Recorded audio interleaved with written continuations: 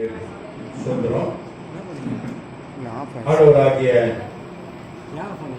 இயேசு கிறிஸ்துவின் நாமத்தினாலே உங்களை வாழ்த்துறேன், வரவேற்கிறேன். இந்த சீகன் பால் பைபிள் இன்ஸ்டிடியூட் வகுப்புல நாம் ஒருவரை சந்திப்பது தேவனுடைய சுத்த கிருபை, இரக்கம். சொன்னப்பட்ட ஐயா, பாஸ்டம்மா உள்ளிட்ட தேவ ஊழியர்கள், தேவ பிள்ளைகள் எல்லாருக்கும் என்னுடைய நன்றியை நான் தெரிவித்துக் கொள்கிறேன். கர்த்தர் ஆசீர்வதிப்பாராக. அல்லேலூயா. இன்னைக்கு கூட ஒரு பெரிய பூமி எதிர்ச்சி ஏற்பட்டது ரஷ்யாவில். மிகப்பெரிய பூமி எதிர்ச்சி, சுனாமியால தான் வந்தது. ஜப்பான்ல வந்தது, ரஷ்யாவில் வந்தது. கர்த்தர் நம்ம கிருபையா பாதுகாத்து கொண்டார். பெரிய பூமி எதிர்ச்சி 8.9 8.7 ரொம்ப பெருசு. 8.7 மிகப்பெரிய பூமி எதிர்ச்சி. கர்த்தர் கிருபையா பாதுகாத்து கொண்டார். காரணம், கடைசி நாட்கள் நாம் இருக்கிறோம். மத்திய 24 கர்த்தருடைய வருகைக்கு அடையாளம் என்னன்னு அவர்கிட்ட கேட்காங்க. அவர் சொல்ல, எப்ப பூமி அதிர்ச்சி உண்டாகும், போர் உண்டாகும். நீ பார்த்தீங்கன்னா கடந்த நாட்கள்ல தாய்லாந்துக்கும் கம்போடியாவுக்கும் சண்டை. கம்போடியாவில் ஒரு நாடு கேள்விப்பட்டிருக்கவே மாட்டீங்க. தாய்லாந்து தெரியும், ஏன்னா அது ஒரு பெரிய சுற்றுலா தலம். நிறைய பேர் அங்கே போவான். இந்த உல்லாசமா இருக்கிறவனும் அங்கே போவான் சுற்றுலா. தாய்லாந்துக்கு கம்போடியாவுக்கு சண்டை ஆச்சரியமா இருக்குது. போர், எங்க பார்த்தாலும் போரும் போரை சார்ந்த செய்திகளை நம்ம கேட்டுக்கொண்டே இருக்கிறோம். நாமத்துக்கு சொந்தம். இப்போ பூமி வச்சு உண்டாங்கினாரு, இயற்கை சீற்றம் உண்டாங்க, எங்க பார்த்தாலும் வெள்ளம், ஒரு பஞ்சம். நீங்க பாத்தீங்கன்னா வியட்நாம்ல, காசால உணவுலாம் பிள்ளைங்க செத்து போறாங்க, உணவுலாம் செத்து போறாங்க. அப்போ எல்லா தீர்க்க தரிசனமும் நிறைவேறிட்டு வருது. கர்த்தருடைய வருகை சீக்கிரமா வரப்போகுது. நீங்க சர்டிஃபிகேட்லாம் கையில வாங்குறதுக்கு முன்னாடி வந்துருமோ வருக, பட்டம் வாங்குறதுக்கு முன்னாடி வந்துருமோ.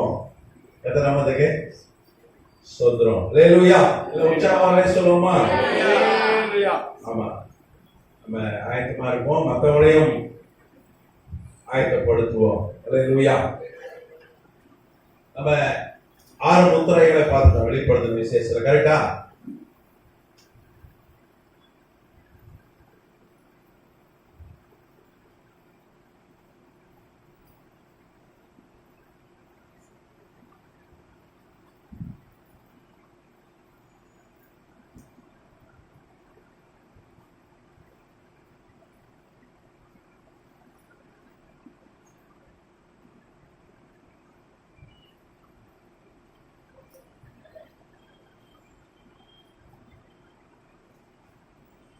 ஏழாவது முத்திரை.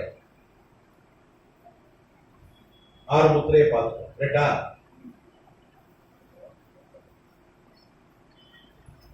Seventh seal.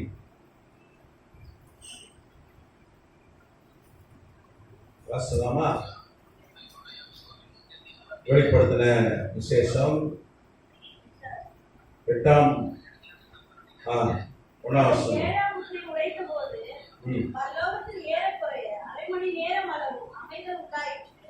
பின்பு தேவனுக்கு முன்பாக நிற்கிற 7 தூதர்களையும் கண்டேன். அவர்களுக்கு 7 எக்காலங்கள் கொடுக்கப்பட்டது. வேறொரு தூதனும் வந்து தூபம் காட்டு பொற்கலசத்தை பிடித்து பலிபீடத்தின் வழியிலே நின்றார். சிங்காசனத்திற்கு முன்பாக இருந்த பொற்பீடத்தின் மேல் சகல பரிசுத்தவான்களுடைய ஜபங்களோடு செலுத்தும்படி மிகுந்த தூபவர்க்கம் அவனுக்கு கொடுக்கப்பட்டது. அப்படியே பரிசுத்தவான்களுடைய ஜபங்களுடைய செலுத்தப்பட்ட தூப வர்க்கத்தின் புகையானது தூதனுடைய கையிலிருந்து தேவனுக்கு முன்பாக ஏற்பிற்று. பின்பு அந்த தூதர் தூப கலசத்தை எடுத்து அது பலிபீடத்தின் நெருப்பினாலே நிரப்பி பூமியிலே கொட்டினார். உடனே சத்தங்களும் இடிமுழக்கங்களும் மின்னல்களும் பூமி அதிர்ச்சிகளும் உண்டாயின. இங்க வெளிப்படுத்தின விசேஷம் 8ஆம் அதிகாரம் 1ஆம் வசனம் வாசிச்சோம். 7ஆம் முத்திரைய உடைத்த போது என்னாச்சான்? அமைதல் உண்டாயிடுச்சு.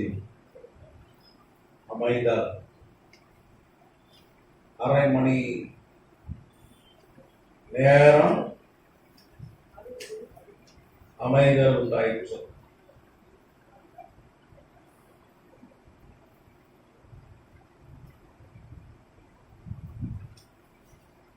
நீங்க பாத்தீங்கன்னா 6ஆம் முத்திரைக்கும் 7ஆம் முத்திரைக்கும் இடையில, 6ஆம் முத்திரை உடைத்த பிறகு 7ஆம் முத்திரை உடைக்கிற வரைக்கும் இடையில நீங்க பாத்தீங்கன்னா வெளிப்படுத்தின விசேஷம் 7ஆம் அதிகாரம் சொல்லுது, பத்தநாமத்துக்கு சோத்திரம்.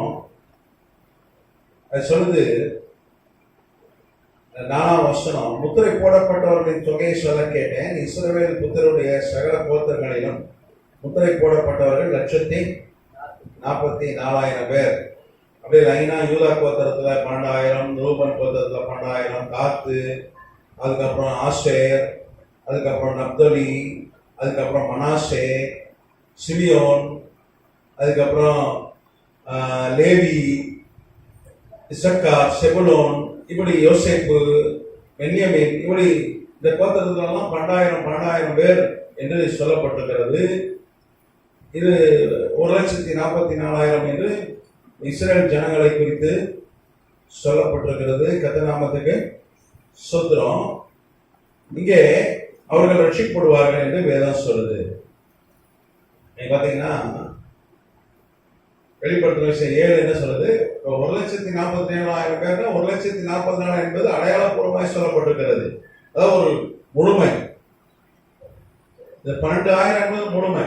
ஒவ்வொரு கோத்திரம் 12,000 என்பது கோத்திரம் முழுக்க ஜனங்கள் ரட்சிக்கப்படுவார்கள் என்ற அர்த்தம். இன்னைக்கு பைபிள் பாத்தீங்கன்னா 7, 12 இதெல்லாம் எதை குறிக்கிறது? ஒரு முழுமையை குறிக்கிறது. நீங்க பாத்தீங்கன்னா 7 தானே விழுந்தாலும் எழுந்திருப்பான்.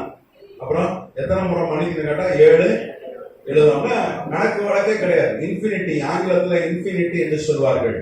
அப்போ எண்ணிக்கை இல்லாத அளவுக்கு அப்படின்னு அர்த்தம். அப்ப இங்க 12 சீசர்கள், 12 கோத்திரம், 12 கூடை நிறைய எடுத்தார்கள். 12 என் பைபிள்ல பரிபூர்ணத்தை குறிக்கிறது, முழுமையை குறிக்கிறது. கர்த்தர் நாமத்துக்கு ஸ்தோத்திரம். அப்ப இங்க 12,000 பேர் மாத்திரம்தான் யூதர்கள் ரட்சிக்கப்படுவார்களா? இல்லை. இன்னைக்கே பாத்தீங்கன்னா யூதர்கள் ஏறக்குறைய 10 கோடி பேர் உலகத்துல இருக்கிறார்கள். 10 கோடி பேர்ல 1,44,000 பேர் தான் ரட்சிக்கப்படுவார்களா அப்படின்னா இல்லை. ஒரு அடையாளமாய் சொல்லப்பட்டிருக்கிறது, அத்தனை பேரும் ரட்சிக்கப்படுவார்கள். நீங்க பாத்தீங்கன்னா சகரியா தீர்க்கதரிசி புஸ்தகம்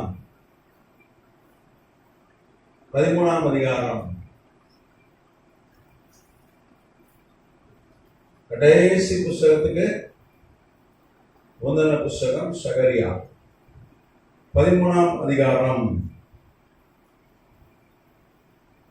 8ஆம் வசனம். தேசம் எங்கும் சம்பவிக்கும் காரியம் என்னவென்றால், அதில் இருக்கிற 2 பங்கு மனுஷர் சந்தரிக்கப்பட்டு மாண்டு போவார்கள்.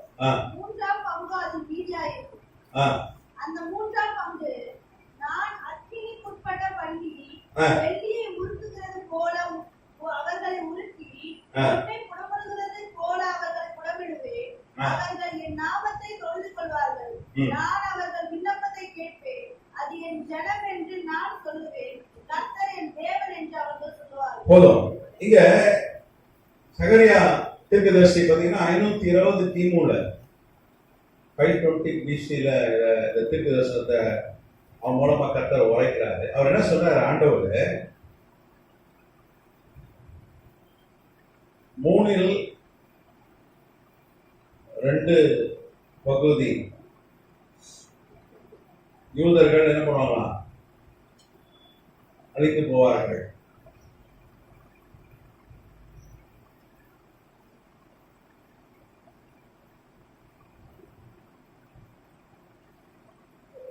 மிச்சம் எவ்வளவு இருக்காங்க? 1/3 தான் இருக்காங்க. 1/3 இவர்கள் ரட்சிக்கப்படுவார்கள்.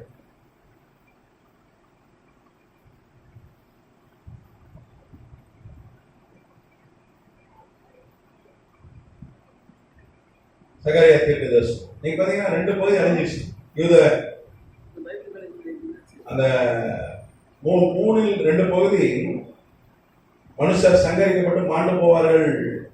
3ஆம் பங்கு அது மீதியா இருக்கும். அவனை நான் ரட்சிப்பேன் கர்த்தர் சொல்றாரு. யூதர் பாத்தீங்கன்னா அதிகமாய் செத்து போனவர்கள், அழிந்து போனவர்கள் யூத இனம்தான். நீங்க பாத்தீங்கன்னா கிழக்கு ஐரோப்பால மாத்திரம் ஒரு 2 கோடிக்கு மேல 2.5 கோடிக்கு மேல யூதர்கள் கொல்லப்பட்டார்கள்.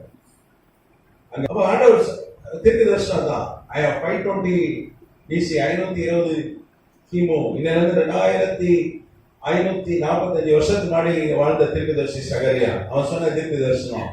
அவன் என்ன சொன்னா, கடைசி காலத்துல யூதர்கள் 2 பகுதி அழிஞ்சிருவாங்க, ஒரு பகுதி தான் மிச்சம் இருப்பாங்க. அந்த ஒரு பகுதி மக்கள் என்ன பண்ணுவாங்க, அவர்கள் ரட்சிக்கப்படுவார்கள். இன்னைக்கு எவ்வளவு மிச்சம் இருக்கு? 10 கோடி தான் இருக்கு. அது இஸ்ரேல் தேசத்துல இருக்கிற 1 கோடி தான் இருக்கு. இஸ்ரேல் தேசத்துக்கு வெளியே அமெரிக்கால, ஐரோப்பால, இந்தியாவில 50,000 பேர் இருக்கிறார்கள், ரஷ்யாவில் நிறைய பேர் இருக்கிறார்கள். யுக்ரைனுடைய அதிபரே யாரு? ஜெலன்ஸ்கி, ஒரு யூதன் தான். ஜெலன்ஸ்கி யூதன், சின்ன நாடு தான். யூதர்கள் இருக்கிறார்கள். அப்ப இப்போ ஏற்கனவே ஒரு 20 கோடி பேர் அழிந்து விட்டார்கள். மிச்சம் இருக்கிறது எவ்வளவு? 10 கோடி. அவர்கள் ரட்சிக்கப்படுவார்கள் என்று சகரியா மூலமாய் கர்த்தர் பேசுகிறார். அல்லேலூயா. இன்னைக்கு ஆண்டவராகிய இயேசு கிறிஸ்துவை ஏற்றுக்கொள்ள மாட்டேங்கிறான். யாரு? யூதர்கள். அது தெரியுமா? நீங்க இஸ்ரேல் பேர் பிரசங்கம் பண்ண முடியாது, ஓடி செய்ய முடியாது, சண்டைக்கு வந்துடுவான், அடிக்க ஓடி வருவான். அந்த நெட்டான்யாஹு அவர் தான் வந்து பிரதமர், இஸ்ரேலுடைய பிரதமர் நெட்டான்யாஹு. டெய்லி நியூஸ்ல காட்டுவாங்க, ஏன்னா டெய்லி இஸ்ரேல் போர் செய்து கொண்டே இருக்கிறார். அவர் பாத்தீங்கன்னா அவர் என்ன சொல்றாரு, ஆண்டவராகிய இயேசு கிறிஸ்து ஐநா சபையில பேசுறாரு, ஜூயிஷ் கார்பெண்டர் அப்படின்னா என்ன அர்த்தம்? யூத தச்சன். ஒரு தீர்க்கதரிசி கூட சொல்ல மாட்டேங்கிறான். இஸ்லாமியர் நபின்றாங்க, ஈசா நபி. இப்ப யூதர்கள் ஏற்றுக்கொள்வதில்லை ஆண்டவராகிய இயேசு கிறிஸ்து. மேசியா தான் வருவார். அதுதான் முட்டி முட்டி முட்டி அங்க சிவர் இருக்கு. நீங்க இஸ்ரேல் போனீங்கன்னா அங்க ஒரு சிவர் இருக்கு, முட்டி முட்டி. 30 கோடியில 20 கோடி அழிஞ்சிரும். 2ஆம் உலக போருக்கு அந்த காலகட்டத்துக்குள்ள அழிந்து விடும். நீங்க 1948க்குள்ள 20 கோடி பேர் அழிஞ்சு போயிட்டான் யூத ஜனம். அப்புறம் ஒரு ஈராக்காரன் தானே வந்தான், அவனை தானே கர்த்தர் தரிசனமாகி அவன் நிலா வணங்கிட்டு இருந்தான். ஈராக் பெரிய பணக்காரன், மெசொப்பொட்டாமியா சார்ந்தவன். மெசொப்பொட்டாமியா தான் உங்களுக்கு பழைய நகரம், ஊர். அது வந்து அன்னைக்கு அந்த மெசொப்பொட்டாமியுடைய தலைநகரம் அக்காடிய சாம்ராஜ்யம். அவனுக்கு தான் கர்த்தர் தரிசனமானார். இப்ப நான் தான் உண்மையான தெய்வம், ஏன் நிலா வணங்கிட்டு இருக்கேன், நிலா உண்டாக்கினது நானாயா அப்படின்னு சொல்லி தரிசனமானாரு. அவனை நான் காண்பிக்கிற தேசத்துக்கு போ அப்படின்னு சொல்லி அவனை ஒரு 1700 கிலோமீட்டர் அப்பால் இருக்கிற கானானுக்கு கொண்டு வந்தார் ஆண்டவர். அன்னைக்கு அமெரிக்கா மாதிரி மெசொப்பொட்டாமியா. வீட்டுல வந்து சண்டை, கொண்டாடிட்டு இருக்க கோவத்தை எங்க காட்டுறான்? வீட்டுல சண்டை, வெளியே வந்து எல்லாரும் சுட்டுட்டான். இதுதான் நடக்குதாங்க.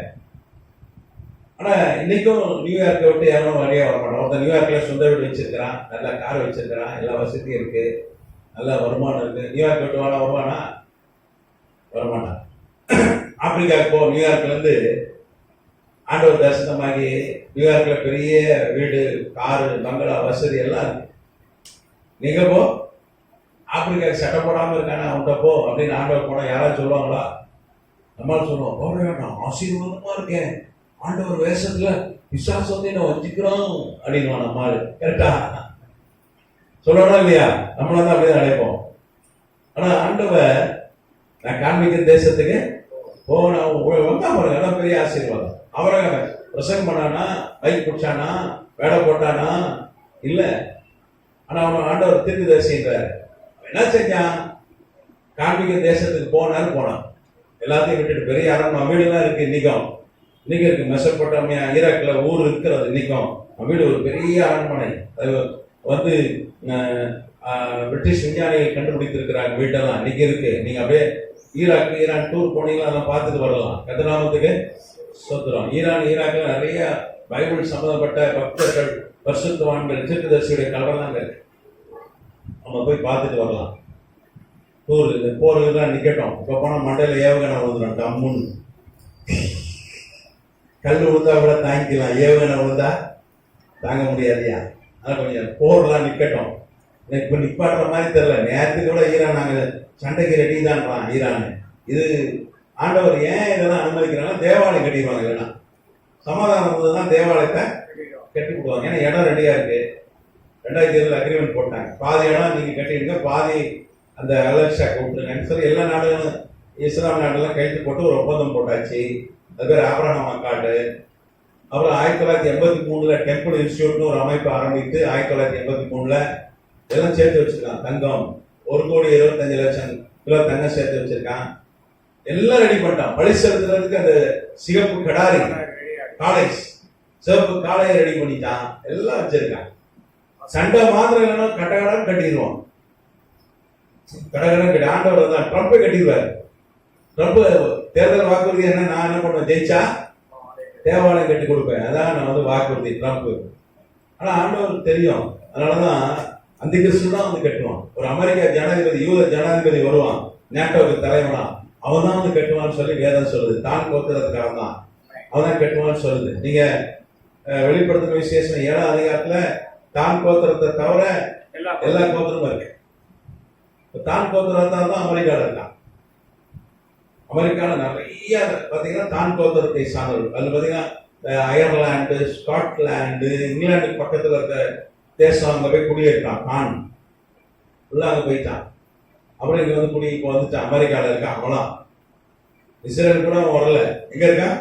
நல்லா சொகுசா இருக்க பெரிய பணக்காரன் அவன் தான். தான் கோத்திரத்தால தான் பெரிய பெரிய இந்த ஃபேஸ்புக்கு, யூடியூபு, வாட்ஸ்அப்பு, கேம்ப கோலா, இது பெப்சி கோலா, அப்புறம் கொக்கோ கோலா, நம் பசங்க சாப்பிட்ற லேஸ் சிப்ஸ்ல இருந்து குர்குரேல இருந்து எல்லாம் அவங்களுக்கு தான். இந்தியாவில் இருக்க பெரும்பாலான டிவி சேனல்கள், பெரிய பெரிய நிறுவனங்கள், உலகத்தில் 80% பணக்காரன் தான். தான் கோத்திரத்துக்காக தான்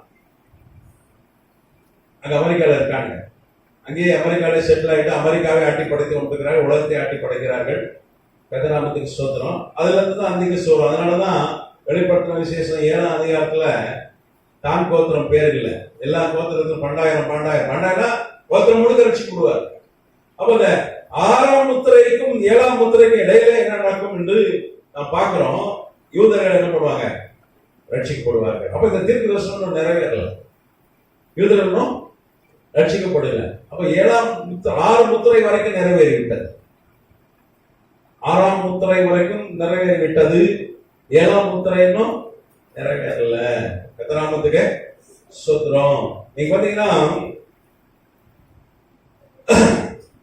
10ஆம் வசனம், 9ஆம் வசனம், 10ஆம் வசனம் வாசிக்கலாம். இவைகளுக்கு பின்பு, அதாவது வெளிப்படுத்தின விஷயம் 7, 9, 10. இவைகளுக்கு பின்பு வாசிங்க.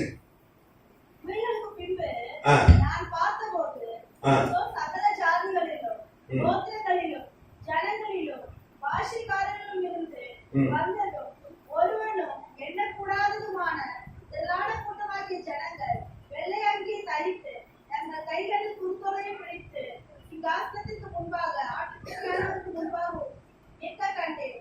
அவர்கள் மகா சத்தமிட்டு, ரட்சிப்பின் மகிமை சிங்காசனத்தின் மேல் வீற்றிருக்க எங்கள் தேவனுக்கும் ஆட்டுக்குட்டியானவருக்கும் உண்டாவதாக என்று ஆர்ப்பரித்தார்கள். ஓகே, நீங்க பாத்தீங்கன்னா அழகா சொல்லப்பட்டிருக்கு பாருங்க. அவர்கள் மகா சத்தமிட்டு, யார்? இஸ்ரேல் ஜனங்கள் மகா சத்தமிட்டு, ரட்சிப்பின் மகிமை சிங்காசனத்தின் மேல் வீட்டிருக்கிற எங்கள் தேவனுக்கும் ஆட்டுக்குட்டியானவருக்கும் உண்டாவதாக என்று ஆர்ப்பரித்தார்கள்.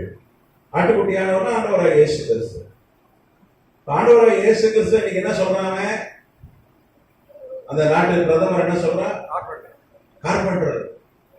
நம்ம கார்பெண்டர் சொல்ல மாட்டோம். சார் வந்திருக்காங்க, கார்பெண்டர் சார் வந்திருக்காங்க, அது கூட இப்ப சொல்றது இல்லை, அப்படிதானே? ஆமா, இந்த காலத்துல ரொம்ப மந்திரியே பார்த்து பேச வேண்டியது இருக்கு. ஃபுல்லா வந்து சமூக வெளியில வந்துருது, சமூக வலைதளத்துல மீடியாலாம் வந்துருது, அப்படிதானே? மந்திரியே ரொம்ப ஜாக்கிரதையா பேச வேண்டியது. இன்னைக்கு எல்லாமே மாத்திட்டாங்க, திருநங்கைன்றாங்க. அந்த காலம் நாங்களாம் சின்ன வயசா இருக்கும்போது அழி அப்படின்னுவாங்க. இப்ப என்னது? திருநங்கை. கொஞ்சம் ஊனமுற்றோர்வாங்க, இப்போ மாற்று திறனாளி. இலவச திட்டங்கள் அந்த காலத்துல மாண்புமிகு மறைந்த எம்ஜிஆர் அவர்கள் எல்லாம் இலவசமா கொடுத்தார். நிறைய இலவசம் அவர் தான் ஆரம்பிச்சார். ஏன்னா செருப்பு இலவசம், அப்புறம் நிறைய இலவசம் கொடுத்தார். ஆனா அன்னைக்கு இலவசம் நாங்க. இன்னைக்கு அப்படி இல்லை, விலையில்லா ஆமா பொருள். அதுவும் மாசம் 1000 ரூபாய் சகோதரிகள் கொடுக்கறத என்ன சொல்றாங்க? உரிமை தொகை. அது கூட பாருயா, என்ன மாறிடுச்சியா? என்ன தொகை? 1000 குடும்பத்தை உங்களுக்கு கிடைக்கா?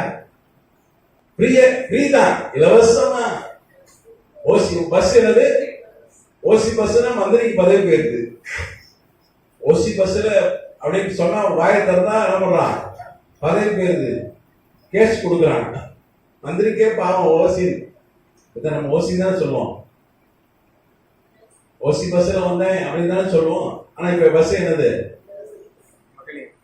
இலவச பஸ் கூட சொல்றது இல்லையே. கட்டணம் இல்லா பேருந்து.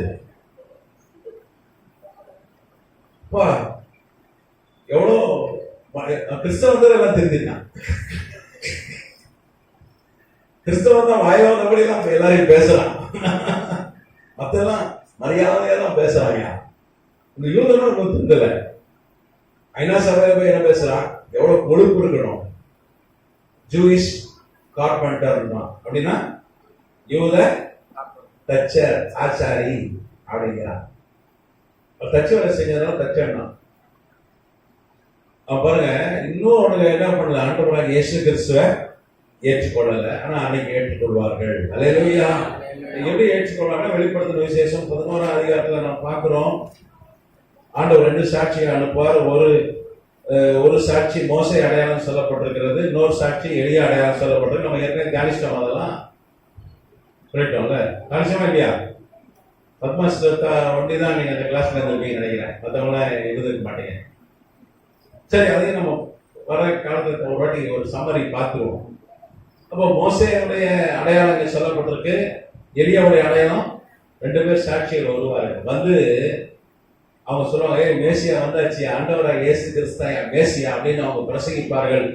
அப்பதான் இவங்க ரட்சிக்கு போடுவார்கள். அப்பதான் அந்தி கிறிஸ்து எதிர்ப்பாங்க, இவன் மேசியா இல்லையா, மேசியா ஆண்டவராக இயேசு கிறிஸ்து தான் அப்படின்னு அவங்க பிரசங்கம் பண்ணுவாங்க. அப்போ அவங்க ரட்சிக்கு போடுவார்கள். கத்திராமத்துக்கு சோத்திரம். நீங்க இன்னைக்கு பாருங்க, இஸ்ரேல் தேசத்துல ஒரே போர் மேகம் சூழ்ந்து கொண்டே இருக்கு. எப்ப பாரு யாரை எவங்க அடிக்கிறான் நீங்க. ஆனா கத்திர அவனுக்காக யுத்தம் பண்ணுகிறார். ஈரான்ல அமைச்ச ஆயுதம் பயங்கர ஆயுதம். வேற எந்த நாட்டு மேலே அவ்வளவு குண்டு விழுந்ததுன்னா ரஷ்யா கூட அழிஞ்சிருக்கும். ரஷ்யா மேல அத்தனை குண்டு விழுந்தா கூட என்ன ஆயிருக்கும்? அழிஞ்சிருக்கும். ஆனா கத்தர் அவனுக்காக யுத்தம் பண்ண. நீங்க பாத்தீங்கன்னா நிறைய ஏவுகணை வந்து பாதியிலே வெடிச்சுட்டு, நிறைய கடல்ல போய் விழுந்துச்சு. ஒண்ணுமே அவனா கரெக்டா அதை என்ன சொல்லுவாங்க தெரியுமா? ஜியோ பொசிஷனிங் வாங்க, ஜிபிஎஸ் கரெக்டா அடிப்பான், லொகேஷன் வச்சு அடிப்பான். ஒரு லொகேஷன் போட்டா வந்து கரெக்டா போய் ரீச் ஆகிற மாதிரி கரெக்டா டார்கெட் பண்ணி அடிச்சதை கூட ஆண்டவர் பண்றாரு. இந்த ஜியோ பொசிஷனிங், அந்த பேலஸ்டிக், அந்த மிசைல்ஸ், அதாவது கண்டம் விட்டு கண்டம் தாழ்வுற, அது கரெக்டா குறிப்பாத்து அடிக்கும்.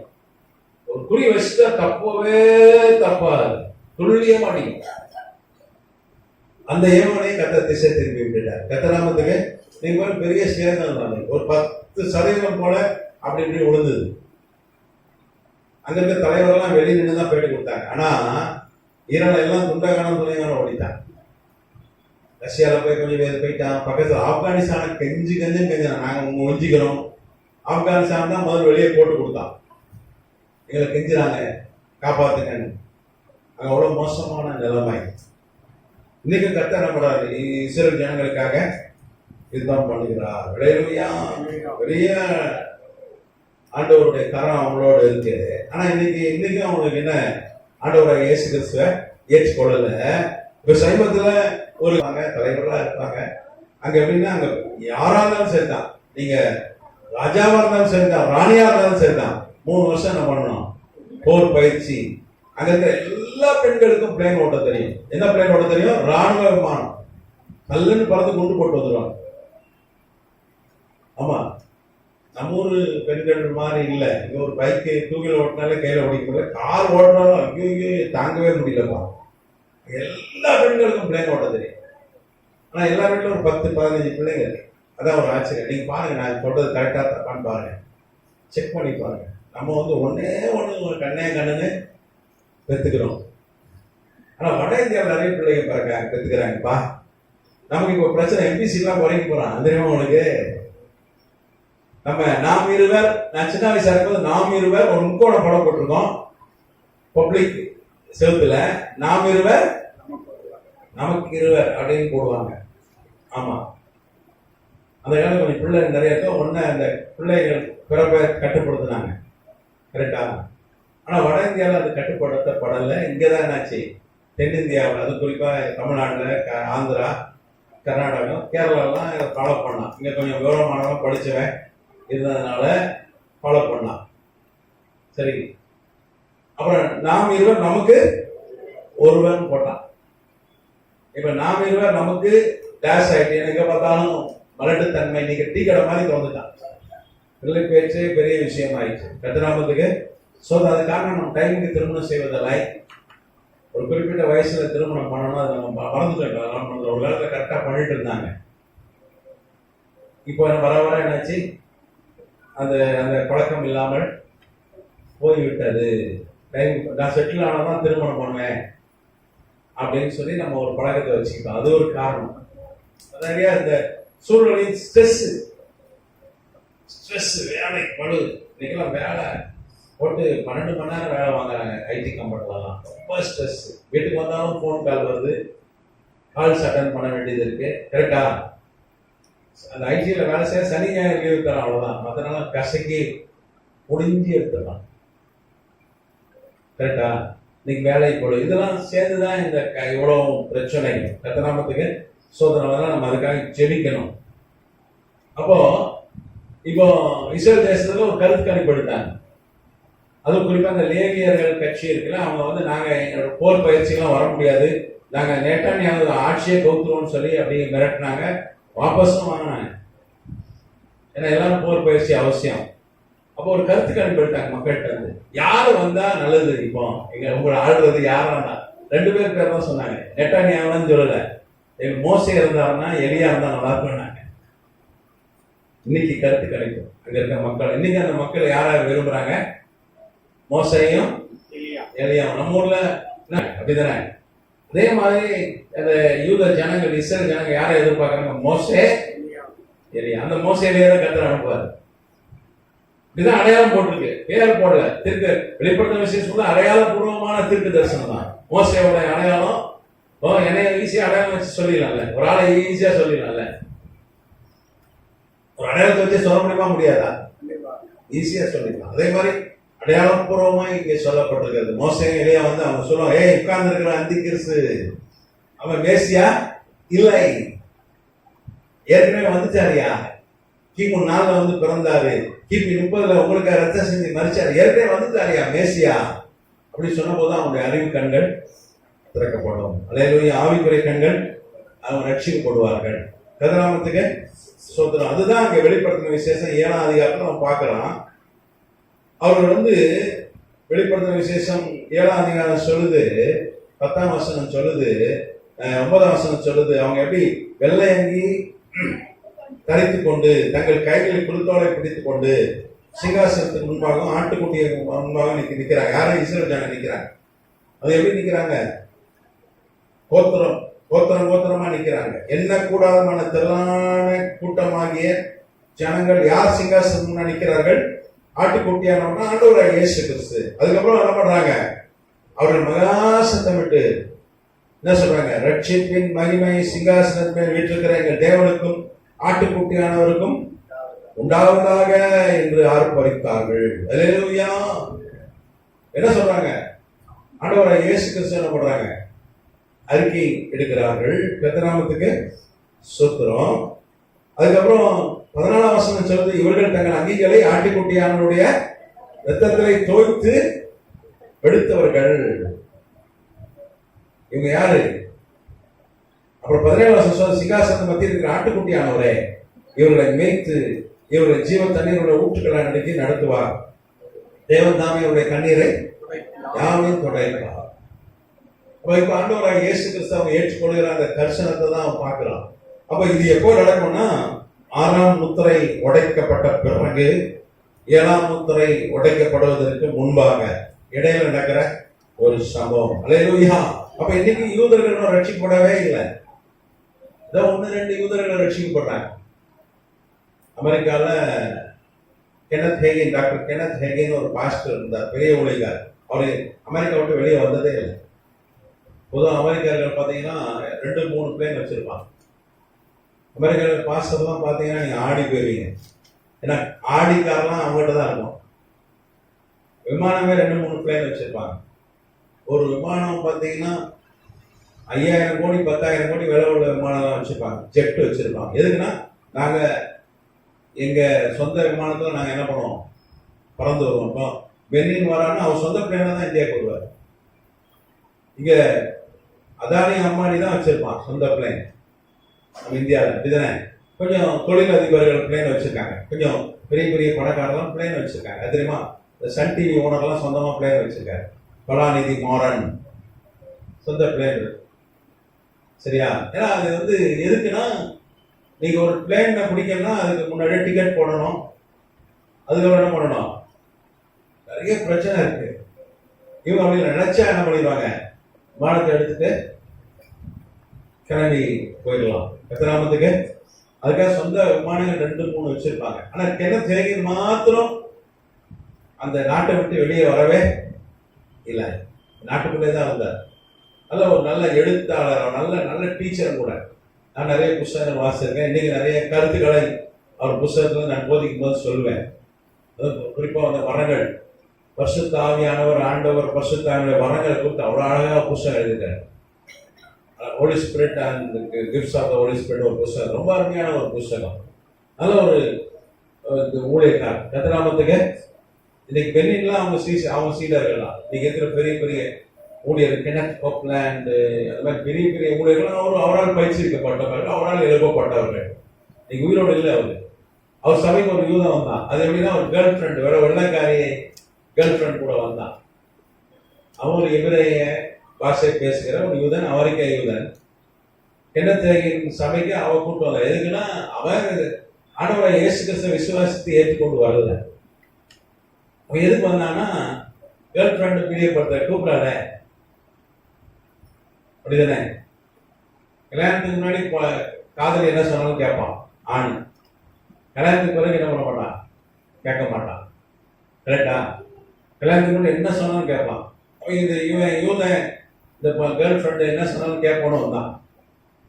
அவருக்கு என்ன தெரியும், என்ன பண்ணாரு, அவர் சும்மா வேடிக்கை தான் பார்த்தான். ஒன்றும் பிரசங்கத்தெல்லாம் வந்து என்ன பண்ணல, ஒத்துக்கல, விசுவாசிக்கல, கண்ணை திறந்து தான் இருந்தான். பெரிய சபை, கடைசி ஜபம்லாம் முடியும், கடைசி ஜபம் பண்றாரு.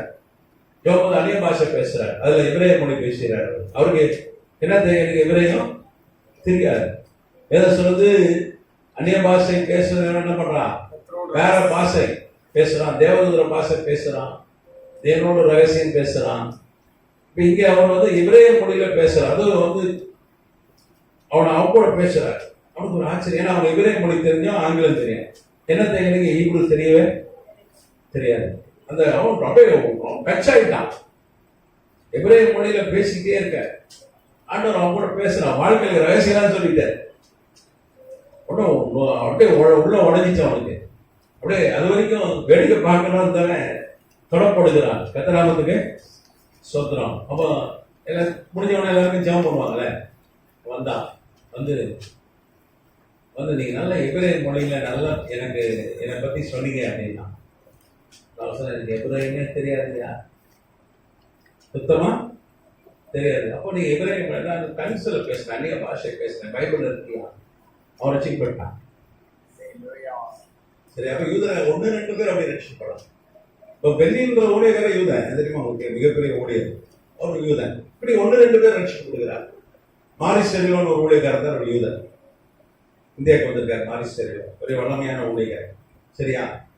1-2 பேர் அப்படி யூதர்கள் இருக்கிறாங்க. பெரும்பாலான யூதர்கள் யாரு, கிறிஸ்துவை எதிர்க்கிறவர்கள், கிறிஸ்தவத்தை எதிர்க்கிற ஆட்கள். இல்லைன்னா தேவாலயத்தில் கொண்டு போய் குண்டு போடுவானா, கேட்டான் யாருக்கு ஒரு 2-3 நாள் மணி கொண்டு போட்டான். பெரிய சர்ச்சை ஆச்சு அது. அதனால இன்னும் அந்த தீர்க்க தரிசனம் நிறைவேற, இனிமேதான் நிறைவேறும். கர்த்தர் நாமத்துக்கு சொத்துறோம். அப்போ இந்த 6ஆம் முத்திரை காலம் முடிந்து விட்டது. 7ஆம் முத்திரை இன்னும் வந்து அது உடைக்கப்படல. அப்ப இது ரெண்டுக்கு நடுவில் ஒரு சம்பவம் நடக்கும். இஸ்ரேல் ஜனங்கள் ரட்சிக்கப்படுவார்கள். அல்லேலூயா சொல்லுவோமா? அப்போ எப்போ ரட்சிக்கப்படுவார்கள்? அந்த கர்த்தருடைய வருகைக்கு பிறகு, அந்தி கிறிஸ்து வெளிப்பட்ட பிறகுதான் ரட்சிக்கப்படுவார்கள்.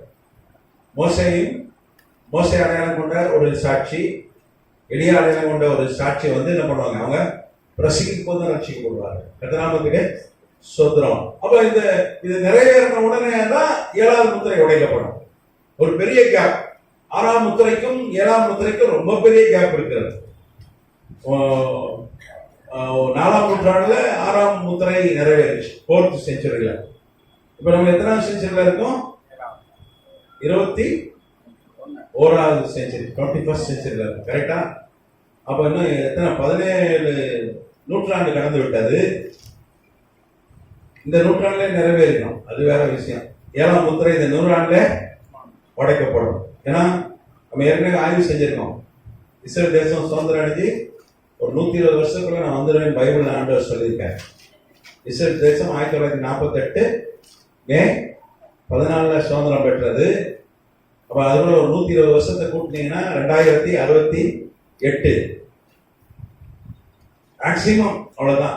2080 ஒரு தலைமுறைன்றது 120 வருஷம் ஆதியாகமம் 6ல் சொல்லப்பட்டிருக்கு. சங்கீதம் 90 ஒரு தலைமுறைன்றது 80 வருஷம். அது 80 வயசா இருக்கும்போது மோசையை கொண்டு கர்த்தர் எழுதினாரு. 40 வருஷம் கழிச்சு அதே மோசையை கொண்டு சங்கீதம் 90 80 வருஷம்ன்றாரு. அப்போ அப்படின்னா 2020 எப்ப இதுல இருக்கும்? 2020 சொல்ல முடியாது. இந்த 3 வருஷத்துக்குள்ள வருக எல்லாம் ரெடி ஆயிட்டேன், எல்லாமே வந்து விட்டது. ஏஐ தொழில்நுட்பம், இயந்திர மனிதர்கள், முத்திரை எல்லாம் வந்துட்டு இந்த எல்லாருக்கும் எண்கள் கொடுக்கப்பட்டாச்சு. நம்ம இந்தியாவில் ஆதார் கார்டை தானே, ஆதார் இல்லைன்னா வாழவே முடியாது, வாழவே முடியாது சார், எதுவுமே வேலை செய்யாது. அப்ப அந்த எண்கள் அதை வந்துச்சோம். இப்ப கர்த்தருடைய வருக உடனே எப்போனா இருக்கலாம். ஆனா இன்னைக்கு கூட இருக்கலாம், நம்ம மீட்டிங் முடிஞ்சு போறதுக்குள்ள கூட இருக்கலாம். வீட்டுல வந்து செஞ்சு வச்ச டிஃபனை நீங்க சாப்பிடறதுக்கு முன்னாடி கூட எங்க போயிடலாம், அங்க போய் சாப்பிடலாம். மருவமாயி சரியா? வீட்டுல ஒரு சப்பாத்தி, இட்லியை, தோசை சுட்டு வச்சிருந்தீங்கன்னா கவலைப்படாதீங்க, அங்க அதோட நல்ல டிஷ் இருக்கு, நல்ல சாப்பாடு. சரி, இங்க அப்போ கர்த்தருடைய வருகை வந்த பிறகு, யூதர்கள் ரட்சிக்கப்பட்ட பிறகுதான் 7ஆம் முத்திரை உடைக்கப்படும். அப்ப என்ன ஆகும்? 1/2 மணி நேரம் பரலோகத்துல அமைதி உண்டாச்சு. ஒரு ஆச்சரியம் பார்த்தீங்கன்னா, பரலோகம் அமைதியாவே இருக்காது. பரலோகத்துல அமைதலே கிடையாது. ஏன் அமைதல் கிடையாது? நீங்க பாத்தீங்கன்னா, நீங்க சங்கீத புஸ்தகம் டக்கு டக்குன்னு எடுத்து வாசிக்கிறீங்களா? நான் சொல்ல சங்கீத புஸ்தகம் 22ஆம் அதிகாரம் 3ஆம் வசனம்.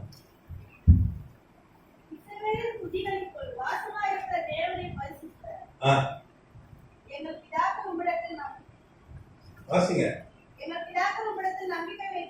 22:3 தானா?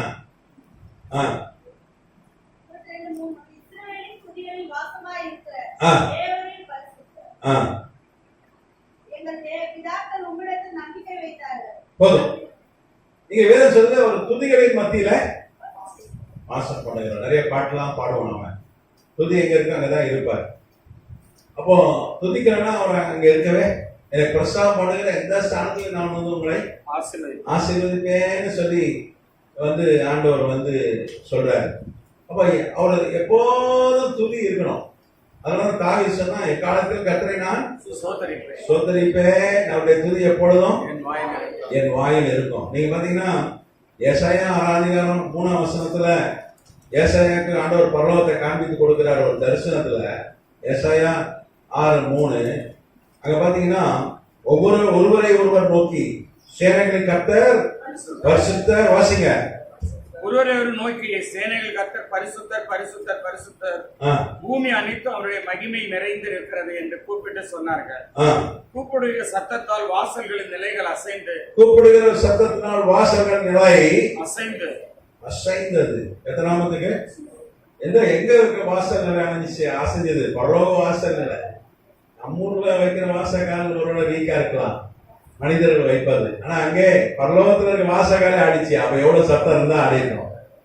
ஒரு அதிர்வு ஏற்பட்டது. கர்த்தர் நாமத்துக்கு ஸ்தோத்திரம். நீங்க பாத்தீங்கன்னா நிறைய வசனங்கள் நாம் வாசிச்சுட்டே போலாம். நீங்க வெளிப்படுத்தின விசேஷம் ஃபுல்லா பாத்தீங்கன்னா உங்களுக்கு பரலோகத்துல துதித்துக் கொண்டே இருக்கிறார்கள் என்று வேதம் சொல்லுது. நீங்க பாத்தீங்கன்னா எப்பொழுதும் தொழுது கொள்றார்கள், துதிக்கிறார்கள், அவரை வந்து சோத்திரம் பண்ணிட்டே இருக்காங்க. வெளிப்படுத்தும் விசேஷம் 4:8 வாசிங்க. அந்த 4 ஜீவன்களும் ஒவ்வொன்றும் அவ்வாறு சிறகுகள் உள்ளவைகளும் சுற்றிலும் உள்ள கண்களால் நிறைந்தவைகளுமாய் இருந்தன. அவைகள் இருந்தவர் இருக்கிறவர் வருகிறவருமாகிய சர்வ வல்லமுள்ள தேவனாகிய கர்த்தர் பரிசுத்தர் பரிசுத்தர் என்ற இரவும் பகலும் ஓய்வில்லாமல் சொல்லிக் கொண்டிருந்தன. இரவும் பகலும் என்னது? இரவும் பகலும். இரவும் பகலும் ரெஸ்டே கிடையாது. அப்ப 24 hours round the clock, 24/7 365 நாட்கள் தொடர்ந்து இரவும் பகலும் என்ன பண்றாங்க? ஆண்டவர் துதிச்சுட்டே இருக்காங்க, சத்தம் கேட்டு. பரலோகம் ஒரு அமைதியான இடமா? இல்லை, எப்பொழுதும் கர்த்தரை துதிக்கிற சத்தம் கேட்டுக்கிட்டே இருக்கணும். பரலோகம் அமைதியா இருக்கவே இருக்காது. அல்லேலூயா. அதுவும் பாத்தீங்கன்னா வேதம் சொல்லுது, ஆண்டவர் நிறைய வசனம் இருக்கு. வெளிப்படுத்தும் விஷயத்துல நிறைய வசனம் இருக்கு. நீங்க வெளிப்படுத்தும் விசேஷம் 11ஆம் அதிகாரம் கூட அப்படிதான் சொல்லப்பட்டிருக்கு.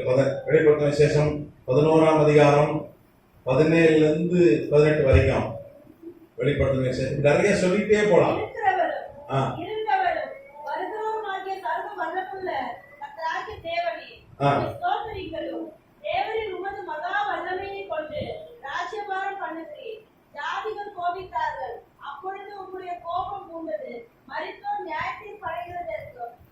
போதும். அப்போ நாமத்தின் தேவனை என்ன பண்ணாங்க? தொழுது கொண்டாங்க. அப்படிதானே? ஆமா. இருந்தவரும் இருக்கிறவரும் இருந்தவரும் வருகிறமா சர்வ கர்த்தராகிய தேவனை சோத்தரிக்கணும். அப்போ 24 மணி நேரம் சோத்தரும் அல்லேலூயா அங்க கர்த்தரை துதித்துக் கொண்டே இருக்காங்க. அப்போ பரலோகம் அமைதியா இருக்கவே இருக்காது. அது போக பாத்தீங்கன்னா இன்னொரு வசனம் நான் வாசிக்கிறேன். சங்கீதம் 29 அதிகாரம் 5ஆம் வசனம். சங்கீதம் 29:5.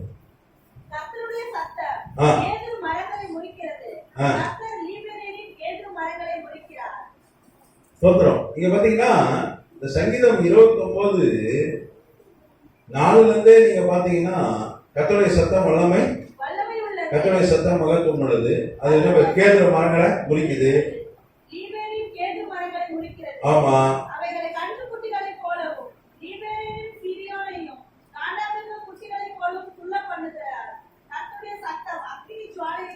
அப்ப 8 வரைக்கும் மழை போடுது. கர்த்தருடைய சத்தம் பெண்மான்களை இனமொழி செய்யும். அப்ப சங்கீதம் 29 ஃபுல்லா என்ன போட்டிருக்குன்னா ஆண்டவர் சத்தம் எப்படி இருக்கு? எப்படி இருக்கு? வல்லமை உள்ளது. காதேஸ் வனாந்தரத்தை அதிர பண்ணும். கேதுகளை முறிக்கும், பெண்மானை ஈன செய்யும், அக்கினி ஜுவாலையை பிளக்கும். அவருடைய சவுண்டை பயங்கரமான சவுண்டு. அப்படிதானே? சிலர்லாம் பேசினாங்க காது அடைக்கும். அதெல்லாம் ஆண்டவர் சத்தத்துக்கு முன்னாடி ஒண்ணுமே இல்லை. நீங்க வெளிப்படுத்தின விசேஷம் கூட பாத்தீங்கன்னா யோவான்ட்ட பேசுறாரு ஆண்டவர். எப்படி இருந்ததுதான் சத்தம் எழுதுறான், தரிசனமாகிறார் ஆண்டவர். வெளிப்படுத்தின விசேஷம் 1:15 அவருடைய சத்தம் பெருவெள்ளம் இறைச்சல் போல இருந்தது. வெளிப்படுத்தின விசேஷம் 1:15. நீங்க பெருவெள்ளம் இறைச்சல் நீங்க பாத்துறீங்களா?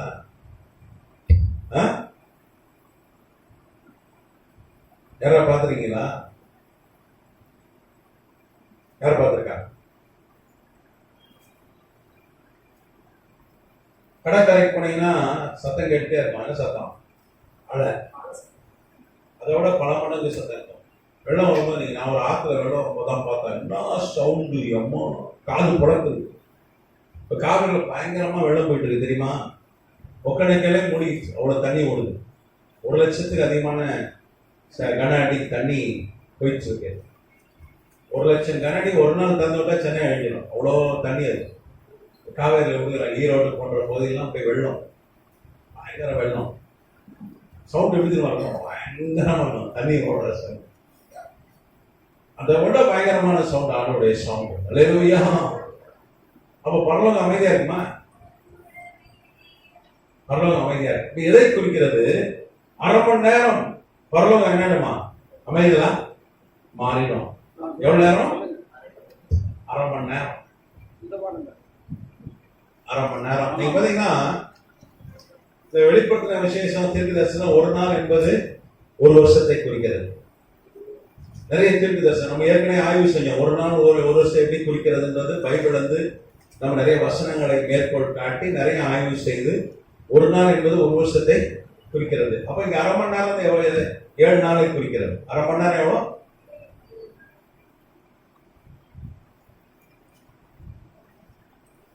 7 நாட்கள். 7 நாள் என்னது? முடிவில்லாத நாட்கள் அர்த்தம். ஏன்னா நீதிமான் 7 தினம் விழுந்தாலும் அப்படின்னு அர்த்தம். 1 லட்சம் தடவை விழுந்தாலும் எந்திரிப்பான், 70 லட்சம் தடவை விழுந்தாலும் எந்திரிப்பான்.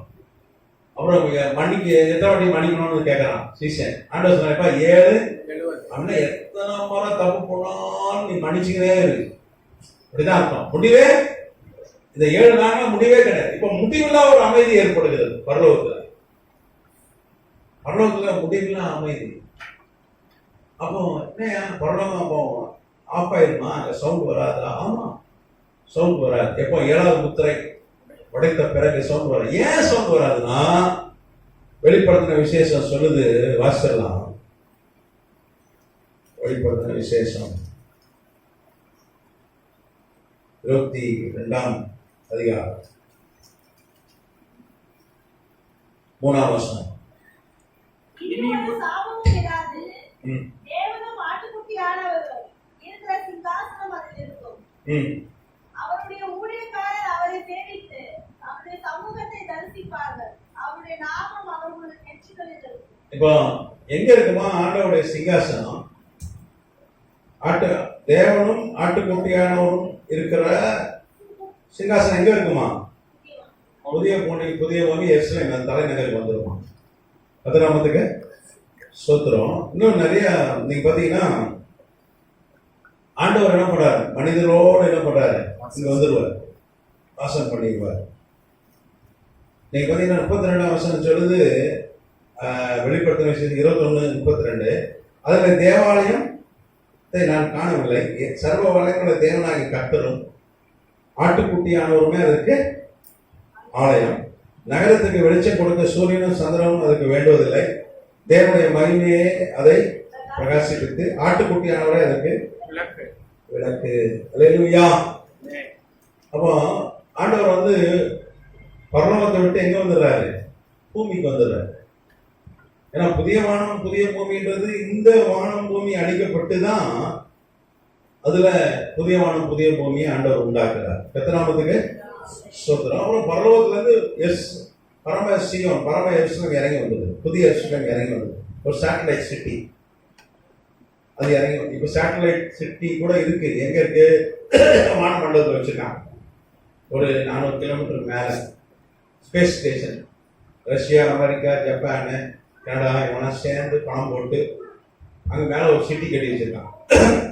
அதுதான் போயிட்டு வராங்க. கூட நம்ம இந்தியா தேசத்தை சார்ந்த ஒரு அருமை சகோதரர் சுக்லா, அவர் பேரு சுக்லா, போயிட்டு வந்தார். அவங்க முதல் இந்தியர். அந்த அங்க வான்வெளி அந்த ஸ்பேஸ் ஸ்டேஷன் வான்வெளி நகரத்துக்கு போயிட்டு வந்த முதல் இந்தியர் யாரு? சுக்லா. போயிட்டு நம்ம டிவில எல்லாம் அவங்கள காண்பித்தார்கள். அப்படிதானே நம்ம பார்த்தோம். அப்ப இப்பவே ஒரு மனிதர்களே உருவாக்கி வச்சிருக்காங்க. ஒரு 2018 2019 அது உருவாக்கப்பட்டதுன்னு நினைக்கிறேன். அப்போ அது ஒரு பெரிய 2009 என்று நினைக்கிறேன். அது கொஞ்சம் நம்ம அடுத்த வகுப்புல ஒரு விழாவறையை பார்க்கலாம். அப்போ அங்கே ஒரு எங்க இருக்கிறது? ஒரு ஸ்பேஸ் ஸ்டேஷன் இருக்கு இப்பவே. அது எங்க? வானத்துல. அதே மாதிரி வானத்துல இருந்து ஒரு நகரம் இறங்கி வரும். அல்லேலூயா. எருசலேம் இறங்கி வரும். இந்தியாவும் ஆஸ்திரேலியா அளவு சைஸ் உள்ள ஒரு நகரம் இறங்கி வரும். 2200 கிலோமீட்டர் நீளம், 2200 கிலோமீட்டர் அகலம், 2200 கிலோமீட்டர் உயரம். அப்படி இருக்கும். அப்படியான ஒரு நகரத்தை இறக்கிடுவார் ஆண்டவர். அங்கதான் யாருடைய சிங்காசனம் இருக்கும்? ஆண்டவராகிய இயேசு கிறிஸ்துடைய சிங்காசனம் இருக்கும். அவர் என்ன பண்ணுவாருங்க? ஜனங்களோடு வாசம் பண்ணிடுவாரு. நீங்க வெளிப்படுத்தின விசேஷம் 21:3 வாசிக்கலாம். மேலும் பரலோகத்திலிருந்து உண்டான ஒரு பெரு சத்தத்தை கேட்டேன். அது இதோ, மனுஷர்களிடத்திலே தேவனுடைய வாசஸ்தலம் இருக்கிறது. மனுஷரிடத்துல தேவனுடைய வாசஸ்தலம் இருக்கிறது. அவர்களிடத்திலே அவர் வாசமாய் இருப்பார். அவர்களும் அவருடைய ஜனங்களாய் இருப்பார்கள். தேவன் தாமே அவர்களோடு கூட இருந்து அவர்கள் தேவனாய் இருப்பார். அவருடைய கண்ணீர் யாவையும் தேவன் துடைப்பார். இனி மரணம் இல்லை, துக்கம் இல்லை, அலறுதல் இல்லை, வருத்தம் இல்லை, முதிரவேல் ஒளிந்து போயின என்று விளம்பிச்சு. அவரு அங்க இருந்து காலி பண்ணிட்டு, இன்னைக்கு பாஷையில சொன்னா அங்க இருக்கிற வீட்டை காலி பண்ணிட்டு அவர் எங்க வந்துடுறாரு, நம்ம கூட வந்து தங்கிடுறாரு. யார்? அதனாலதான் பரலோகம் என்ன ஆயிடுது, அமைதி ஆயிடுது. ஏன்னா பரலோகம் 3வது வானத்துல இருக்கு. 2015 தான் விஞ்ஞானிகளுடைய அறிவு கண்களை திறந்தார். அதுவும் பாத்தீங்கன்னா இந்த குவாண்டம் மெக்கானிக்ஸ், குவாண்டம் இயற்பியல் அப்படின்ற அறிவியல்லாம் வளர்ந்துருக்கு. அப்பதான் வந்து 1க்கு மேற்பட்ட அண்டங்கள் இருக்கிற விஞ்ஞானிகள் கண்டுபிடித்தாங்க. நோபல் பரிசு பெற்ற விஞ்ஞானி என்ன கண்டுபிடிச்சாங்க, 1க்கும் மேற்பட்ட அண்டங்கள், அதாவது மல்டிவர்ஸ். இப்போ ஒரு யூனிவர்ஸ் சொல்லிட்டு இருந்தாங்க, ஒரே ஒரு வருஷம் தான் இருக்குன்னாங்க. இப்போ மல்டிவர்ஸ் இருக்குன்றாங்க. வேதமா தான் சொல்லுது. 3வது வானம், 3வது வானத்துல தான் பரதீஸ் இருக்கிறது. தேவனுடைய சிங்காசனம் அங்கதான் இருக்கு, பரலோகம் அங்கதான் இருக்கு. கத்தநாமத்துக்கு. ஏன்னா ஏறினவன் இல்லை, ஏறினாலும் இல்லை, இறங்கினாலும் இல்லை. பரலோகத்துக்கு ஆண்டவரை இயேசு கிறிஸ்து தவிர யாரும் ஏறல, இறங்கல. நம்மளும் கொஞ்சம் போய் சொல்றான். நாங்க நினைச்சா கண்ணம் போனா எங்க போயிருவோம், பரலோகம் போயிருவோம். அங்க இருந்து பிதாகிட்ட இருந்து டிவிடிக்குள்ள டிஸ்க் வாங்கிடுவோம். டிவிடிலாம் இப்பெல்லாம் மியூசியத்துல தான் பார்க்கணும். மாணவர் வந்து அவர் பெரிய சயின்டிஸ்டுங்க, சயின்ஸ். அவர் தான் ஆத்தர் ஆஃப் சயின்ஸ். எல்லாமே விஞ்ஞானம் தான் பைபிள்ல. நம்ம போய் சொல்றான். ஆனா அது எப்போ ஒரு 5 வருஷத்துல போய் அந்த அவன் பேசின போய் வெளிப்பட்டதுல டிவிடி தந்தாரான் ஆண்டவர். இப்ப டிவிடில எங்க யாராவது யூஸ் பண்றவங்களா, எல்லாம் பென் டிரைவ், சிப்பு அப்படி ஆயிட்டு எழுதுனே. ஆண்டவர்னா பழைய காலத்தாளா, சயின்ஸ் தெரியாதவரா, நம்மளால நல்லா போட்டு நாங்க பரலோகம் போயிட்டு வந்து போய் அப்படி சொன்னாதான் வந்து அவனை பெரிய ஊழியக்காரன் நம்புறாங்க. அப்படிதானே? அம்மா அத நம்புறதுக்கு இதெல்லாம் பண்றான். நான் பெரிய ஊழியக்காரன் காண்பிக்கிறதுக்கு தான் என்னென்னவோ பண்றான். கட்சியில் அவன் நரேந்து போயிடுவான், பரலோகம் போக மாட்டான். அது வேற விஷயம். ஊழியதான் சொன்னான், உங்களுக்கு பிரசிக்க நான் வந்து என்ன பண்ணணும், ஆகாதவன்னு தள்ளப்பட்டு கூடாதியா. நான் முதல்ல என்ன கவனிச்சுக்கிறேன், நான் காலை ஊழிக்கிறேன்யா அப்படின்னா. ஃபர்ஸ்ட் நான் பரலோகம் போனோம், அதுக்கப்புறம் நீங்க போகணும் அப்படின்றான். கரெக்டு தான். இன்னைக்கு அப்படிதான் இருக்காங்க சில ஊழியர்கள். அவங்களுக்காக நம்ம ஜாப் பண்ணணும். வாயில வந்தாதான் பேசிட்டு ஃபேமஸ் ஆனா போகணும், காசு வந்தா போதும். யூடியூப்ல வாயில வந்தாதான் பேசுறாங்க. ஒரு அம்மா பேசுது, 200 ரூபா மூக்குத்தியை போட்டீங்கன்னா உனக்கு 2000 கோடி ஒரு வாரத்தில் வந்துடும் அப்படின்னு. எவ்வளோ? 2000 கோடி. ஆனா அந்த அம்மா பெரிய டோலாக் போட்டு தான் போய் பேசுது. பெரிய டோலாக். நம்ம தமிழ்நாட்டு பெண்ணு தான் இவ்வளவு பெருசா ஆடுது, டிங்கு ஆடுது. எதுக்காக போய் படம் அனுப்புவாங்க. நான் உண்மையான சொல்லிட்டேன், தசம்பவம் கரெக்டா கொடுத்தது யார் தெரியுமா? வனாந்தரத்துல இஸ்ரேல் ஜனங்க. அப்ப 5000 கோடி கொடுத்தான். அவங்களாம் வந்து அகதிகளா வந்தாங்க. எகிப்துல இருந்து நாடே இல்லாம அடிமைகளா இருந்துட்டு வந்த ஆட்கள். 5000 கோடி. இன்னைக்கு அப்படி ஒரு டெபர்நாக்கல் அந்த மாதிரி ஒரு ஆசாரி கூட கட்டினா 5000 crores ஆகும். 5000 கோடி. 5000 கோடிலாம் நம்ம என்ன வந்து தமிழ்நாடு முழுக்க சர்ச்சு கட்டிக்கலாம். நமக்கு அவ்வளவு பணம் கொடுத்த ஆட்கள். வேண்டாம் சொன்னா மோசே. போதையா, ஐயோ காணிக்க வேண்டாம், நம்மளால காணிக்க கேட்டாலே தரமாட்டான். போதும் காணிக்க போட்டாங்க. ஆனா அவனா வனாந்தரத்துல செத்து போனார்கள். வெறும் காணிக்கை மாத்திரம் ஆண்டவருக்கு இல்ல, அவனோட உள்ளத்தை கேட்கிறார். கத்தநாமத்துக்கு சொத்துறோம். அப்போ இவங்க என்ன பிரச்சனை பண்றாங்க, நீ 200 ரூபா மூக்குத்தி போட்டீங்கன்னா உனக்கு 2000 கோடி ஒரு வாரத்துல கட்ட தருவார். இதுதான் யூடியூப்ல பிரச்சனை. அதுதான் அவங்களால நிறைய பேர் பார்க்காங்க. சத்தியத்தை பேசுறவனை பார்க்க நாதி இல்ல. ஒருத்தர் அரட்டவசம் போட்டு கெட்ட வார்த்தையில ஆராதிக்கிறான் கத்தரை. அரட்டவசம் தான் போட்டிருக்கான். நீங்க பார்த்துருப்பீங்க அந்த வீடியோ. சரியான வியூப்பா. அது மாதிரி ஆயிடுச்சு. நம்ம அதுக்காக நம்ம ஜெபிக்கணும். கள்ள போதனை நிறைய யூடியூப் வந்து நீங்க எச்சரிக்கையா இருக்கணும். கர்த்தநாமத்துக்கு ஸ்தோத்திரம். அல்லேலூயா. அப்போ இந்த அமைதல் எதை குறிக்கிறது? பரலோகத்தை காலி பண்ணிட்டு ஆண்டவர் எங்க வந்துடுறாரு? பைபிள் தானே. நான் சொந்த கருத்து சொல்லப்பா, நேசகுமார் பொய்யா போதிக்கலையா, கள்ள போதனை பண்ணல, பைபிள்ல தான் நான் சொல்றேன். அவர் எங்க வந்துடுறாரு? எவ்வளவு பாசம், எப்பேற்பட்ட அப்பா பாருங்க நமக்கு. அங்க எல்லாத்தையும் விட்டுட்டு எங்க வந்துடுறாரு? நம்ம கூட வந்துடுறாருங்க. எப்பேற்பட்ட ஒரு அன்பான ஒரு நமக்கு ஒரு ஆண்டவர் பாருங்க. கர்த்தநாமத்துக்கு ஸ்தோத்திரம். அப்ப 7ஆம் முத்திரை இன்னும் நிறைவேறும். இது இதோட தொடர்ச்சி அடுத்த வகுப்புல நம்ம பார்க்கலாம். கர்த்தர் ஆசீர்வதிப்பார். கேள்வி இருந்தா கேளுங்க. கேள்வி இருக்கா? அந்த யூதர்கள் நாங்கள் தான் ஒரு சில சபைகள் சொல்றாங்களே, அது அவங்க சொல்றது அவங்க பைபிளை வாசித்தாதான் அவங்க வாசிக்கணும். அவங்க வாசிக்க சொல்லுவாங்க. இப்போ பைபிள்ல போட்டிருக்கு. ஐயா வேற சொல்லுது உள்ளத்தின் படி யூதனே யூதன், கரெக்ட். ஆனா கோத்திரம் கரெக்டா சொல்லியிருக்கு. நம்ம பைபிள்ல வந்து சகரியா தீர்க்கதரிசனம் சொல்லுது, சரியா? ஆனா இன்னைக்கு நம்ம தான் யூதர், அது உண்மைதான். எழுத்தின்படி யூதர்கள் அல்ல, உள்ளத்தின்படி யூதர் ரோமர்ல வாசிக்கிறேன். நம்மளையும் கர்த்தர் என்ன பண்ணிருக்காரு? காட்டு வந்து நம்மளை காட்டு மரமா இருந்தா நம்மள ஒளி மரத்தோட சேர்த்து வச்சு நம்மளை யூதர் ஆக்கியிருக்காரு. ஆனா இது நம்ம ரட்சிக்கப்பட்டோம், இது ரட்சிக்கப்படாத யூதர்களை குறிக்கிறது. அவங்க இன்னொருத்தர் அவங்க என்ன சொன்னாங்கன்னா, நீங்க அந்நிய சபை. ஐயா பைபிள் எல்லாம் யாரும் என்ன சொல்ல நம்ம அது அது வேலைக்கு ஆகுது. என்ன சொல்றீங்க? வேதம் என்ன சொல்றது? அதான்